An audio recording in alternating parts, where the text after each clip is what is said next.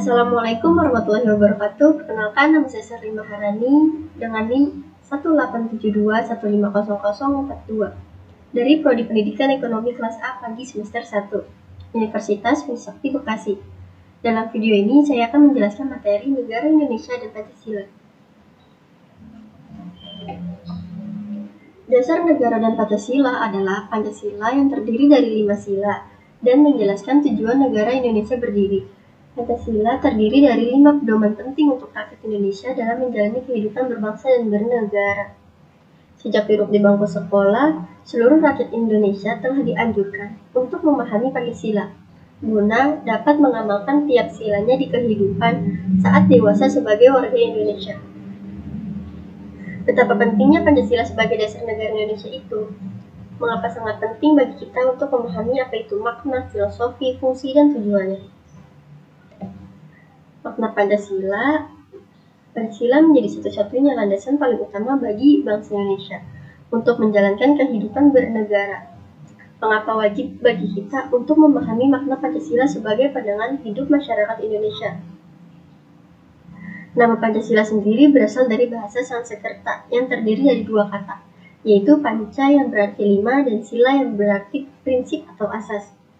Hal itu berarti terdapat 5 pedoman penting yang perlu dipegang teguh rakyat Indonesia dalam kehidupan berbangsa dan bernegara.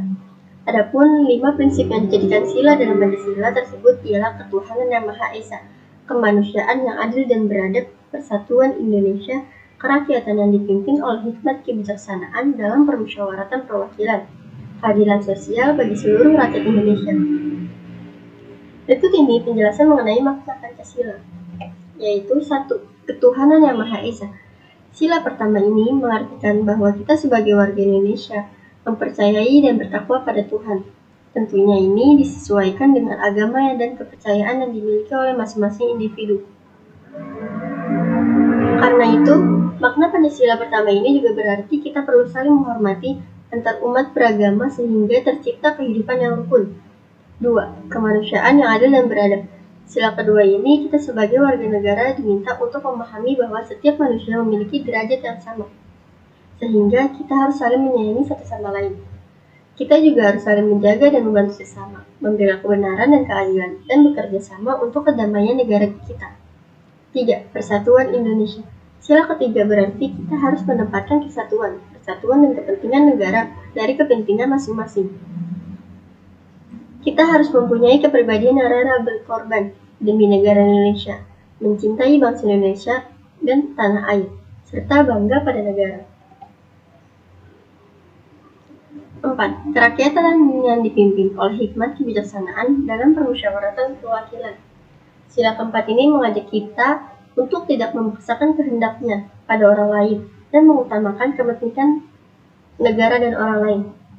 Terkadang kita akan menemukan perbedaan pendapat dan cara pandang manusia. Namun, kita harus menyelesaikannya dengan cara bermusyawarah dan berdiskusi.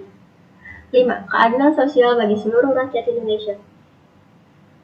Makna Pancasila kelima ini berarti mengembangkan perbuatan luhur dengan cara kekeluargaan dan gotong royong, dan selalu bersikap adil. Selain itu, kita harus seimbang antara hak dan kewajiban dengan juga menghormati hak-hak orang lain. Makna Pancasila sebagai dasar negara adalah bahwa Pancasila digunakan sebagai dasar atau fundamen untuk mengatur pemerintah negara ataupun sebagai dasar untuk mengatur seluruh penyelenggaraan negara. Makna Pancasila sebagai dasar negara bisa didefinisikan sebagai kaidah negara yang fundamental, yang artinya sebagai hukum dasar, baik itu yang tertulis atau yang tidak tertulis, dan semua peraturan perundang-undangan yang berlaku dalam negara Indonesia sudah seharusnya bersumber dan ada di bawah pokok kaidah negara yang fundamental. Fungsi Pancasila dalam kehidupan masyarakat Indonesia. Pancasila memiliki fungsi penting bagi kehidupan sehari-hari warga negara. Adapun beragam fungsi Pancasila yang harus dipahami oleh masyarakat Indonesia, yaitu 1. Pancasila sebagai dasar negara Indonesia. 2. Pancasila sebagai pandangan hidup bangsa Indonesia. 3. Kepribadian bangsa Indonesia. 4. Jiwa bangsa Indonesia. Dan yang terakhir yang kelima, sumber hukum negara Indonesia. Tujuan Pancasila sebagai dasar negara. Tujuan Pancasila yang juga merupakan tujuan NKRI ini terdapat pada Undang-Undang 1945 alinea keempat yang berbunyi sebagai berikut. Kemudian, daripada itu untuk membentuk suatu pemerintahan negara Indonesia yang melindungi segenap bangsa Indonesia dan seluruh tumpah darah Indonesia dan untuk memajukan kesejahteraan umum, mencerdaskan kehidupan bangsa, dan ikut melaksanakan ketertiban dunia yang berdasarkan kemerdekaan, perdamaian abadi, dan keadilan sosial. Maka disusunlah kemerdekaan kebangsaan Indonesia itu dalam suatu Undang-Undang Dasar Negara Indonesia yang terbentuk dalam suatu susunan negara Republik Indonesia yang berkedaulatan rakyat dengan berdasar kepada ketuhanan yang Maha Esa, kemanusiaan yang adil dan beradab, persatuan Indonesia, kerakyatan yang dipimpin oleh hikmat kebijaksanaan dan permusyawaratan perwakilan, serta dengan mewujudkan suatu keadilan sosial bagi seluruh rakyat Indonesia. Dari pernyataan tersebut bisa dipahami bahwa tujuan Pancasila yang juga merupakan tujuan Indonesia sendiri adalah membentuk suatu permintaan negara Indonesia yang melindungi segenap bangsa Indonesia dan seluruh tumpah darah Indonesia, memajukan kesejahteraan umum, mencerdaskan kehidupan bangsa, ikut melaksanakan ketertiban dunia yang berdasarkan kemerdekaan, perdamaian abadi, dan keadilan sosial. Filosofi Pancasila sebagai dasar negara. Dalam setiap sila dalam Pancasila memiliki filosofi tersendiri yang perlu untuk dipahami. Seluruh masyarakat Indonesia tentu sudah tahu bahwa lambang Pancasila adalah seekor burung Garuda yang memiliki makna kekuatan dengan warna emas sebagai simbol kemuliaan. Di dalamnya terdapat perisai dengan lambang 5 sila yang mewakili sila-sila dalam Pancasila. Berikut ini makna lambang dari masing-masing sila adalah: sila pertama memiliki lambang bintang tunggal berwarna kuning. Sila yang pertama ini mengandung maksud bahwa Indonesia adalah bangsa yang beriman dan bertakwa kepada Tuhan Yang Maha Esa berdasarkan kepercayaan yang dianut oleh masing-masing individu. Sila kedua memiliki lambang berupa rantai. Jumlah rantai ini mencapai 17 dan tidak terputus. Rantai yang tidak terputus ini memiliki makna generasi penerus yang turun-menurun dan selalu saling berkaitan serta membutuhkan satu sama lain. Sila ketiga memiliki lambang pohon beringin yang menandai tempat berteduh ataupun berlindung. Artinya seluruh rakyat Indonesia bisa berlindung dan berteduh di bawah naungan negara Indonesia. Sila keempat memiliki lambang kepala banteng yang dikutip dari BPIR Republik Indonesia menandakan tenaga rakyat.